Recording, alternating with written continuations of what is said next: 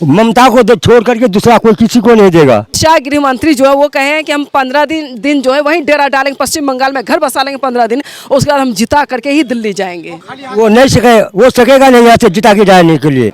लुकमान साहब बताएं, आज अगर बंगाल के बारे में 2 मिनट मौका मिले बोलने के लिए, कि आप बंगाल सरकार को लेकर क्या बोलेंगे, कैसा उन्नयन हुआ, क्या विकास हुआ, तो क्या बोलेंगे आज? इससे पहले 2-3 सरकार देखा, कांग्रेस देखा, वामफ्रंट देखा, दीदी का जैसा सरकार कभी मिला नहीं। हमारा जो शराबनी साहब है उसका मत कुछ पूछिए मत, वो जैसे दिलदार आदमी है। महिला का दिल जीत लिया है कि पहले तो 500 रुपया देता था, उसके बाद 1000 रुपया किया है। अभी जो है इलेक्शन के टाइम में 1500 रुपया कर दिया है। हाल फिलहाल जो हमारा शाहपुर अंचल में 8 करोड़ का काम चल रहा है। नमस्कार, चुनावी दंगल में आप सभी का स्वागत है। इस वक्त मैं किचकटोला में मौजूद हूं और यहाँ की आवाम मौजूद है, मतदाता मौजूद हैं।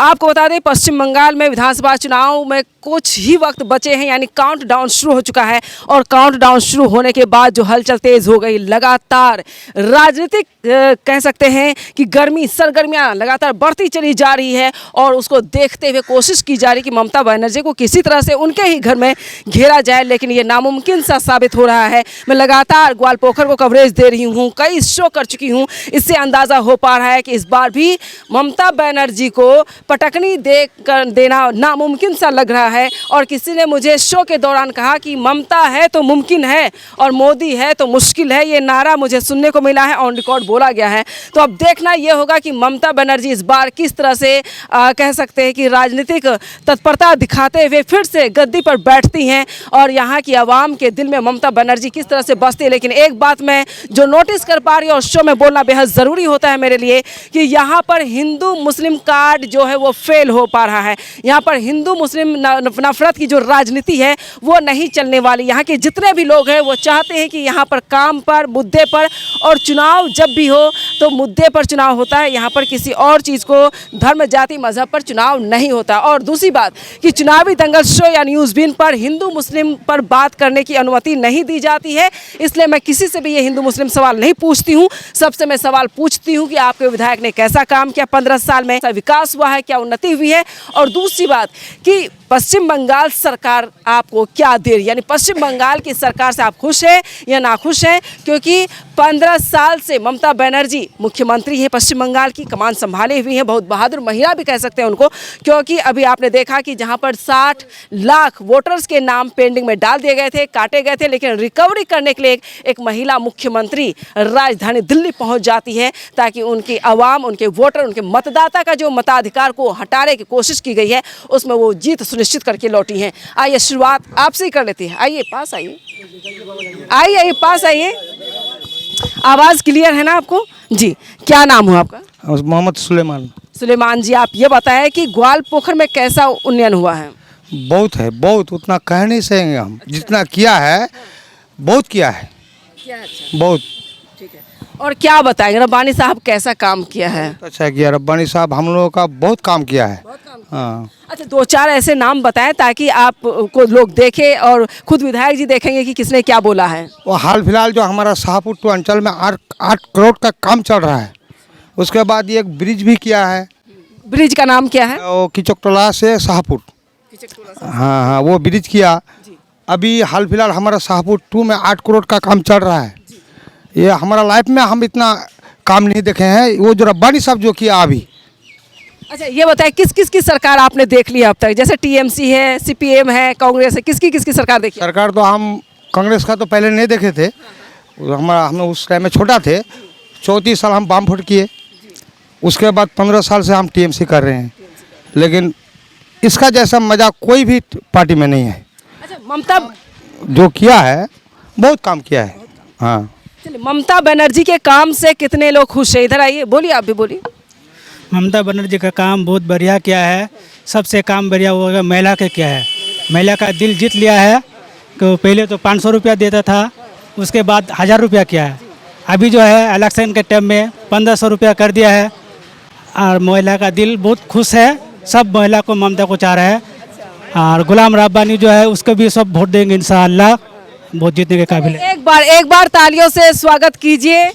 और चुनावी दंगल में एनर्जी बनी रहे। आप लोग जब बोले तो दमदार लगे, जैसे आपके मुख्यमंत्री है राज्य की, वैसे दमदार आप लोगों को भी बात रखनी है अपनी। सामने आइए, आइए पास आइए, आप लोग इधर आइए, आइए सब कोई आइए। क्या नाम हुआ आपका? नारायण राय। नारायण जी, आज क्या कहेंगे? ग्वालपोखर में कैसा उन्नयन हुआ है, क्या बताएंगे? 2-4 नाम बताना हो तो। पश्चिम बांग्ला में ग्वालपोखर में जितना उन्नयन हुआ है उतना उन्नयन सारे पश्चिम बांग्ला में शायद नहीं हुआ होगा। हमारा जो शराबनी साहब है उसका बात कुछ पूछिए मत, वो जैसे दिलदार आदमी है। दिलदार आदमी है। हाँ, काम भी ऐसा ही करता है। इसके और मुख्यमंत्री ने कैसा काम किया? मुख्यमंत्री को तो बात पूछिए ही मत, पूछिए मत। अच्छा, इतनी मोहब्बत आप लोग, इतना प्रेम है मुख्यमंत्री से? हाँ, यस। अच्छा, योजना याद है? कौन कौन सी योजना मिल रही है आप लोगों को? उसका कृषक बंधु, इसका बाद लक्ष्मी भंडार, उसका बाद युवा साथी, उसके बाद कन्याश्री, युवश्री, बेकार भाता, सारे के सारे जितना सारा उसका प्रोजेक्ट है सारे के सारे मिलता है हमको। सब मिलता है। चलिए, और जो बताना चाहेंगे, आइए आप भी आइए, पास आइए, आइए आप भी आइए। एक कर, कोई बात नहीं, कोई बात नहीं, आइए बोलिए। क्या नाम हुआ सर आप? मोहम्मद लुकमान अली। लुकमान साहब बताएं, आज अगर बंगाल के बारे में 2 मिनट मौका मिले बोलने के लिए, कि आप बंगाल सरकार को लेकर क्या बोलेंगे? कैसा उन्नयन हुआ, क्या विकास हुआ, तो क्या बोलेंगे आज? इससे पहले 2-3 सरकार देखा, कांग्रेस देखा, वामफ्रंट देखा, दीदी का जैसा सरकार कभी मिला नहीं। ये और भी 10 साल 15 साल पहले दीदी का जैसा आदमी मिलता बंगाल में, बंगाल का और भी उन्नयन होता। और इतना उन्नयन हुआ है और इतना योजना है, कहना मुश्किल है। बच्चा पैदा होने से मरने तक हर घर में सुविधाएं दीदी पहुंचाई है।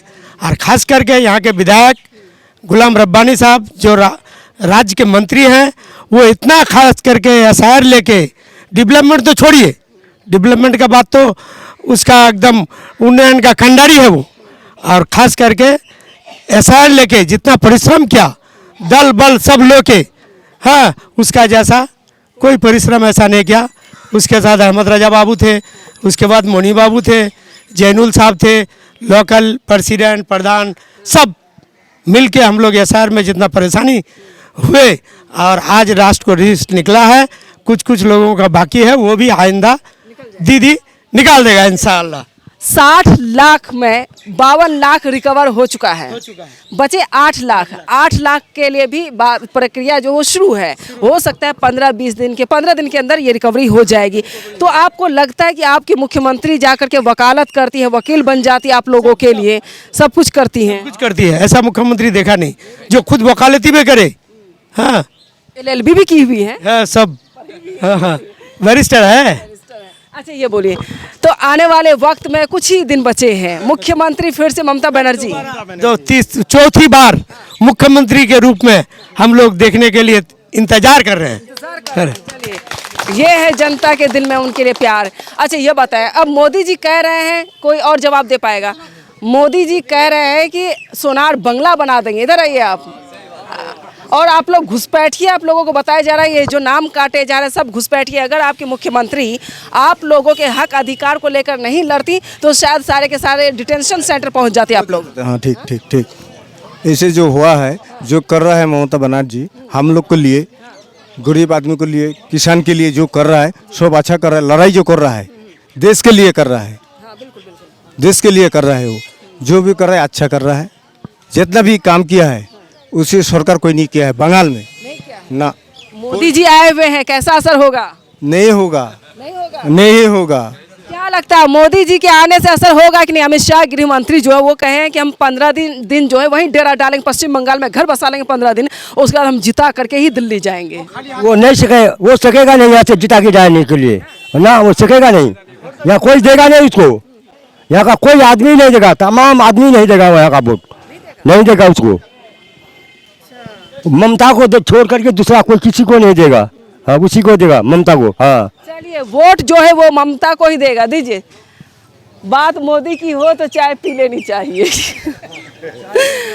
हाँ, चाय बेचने वाला, देखिए आपने कमेंट भी कर दिया। कैमरे पे बिल्कुल ध्यान रखना है चारों तरफ, कोई बात नहीं। हाँ, बोलिए।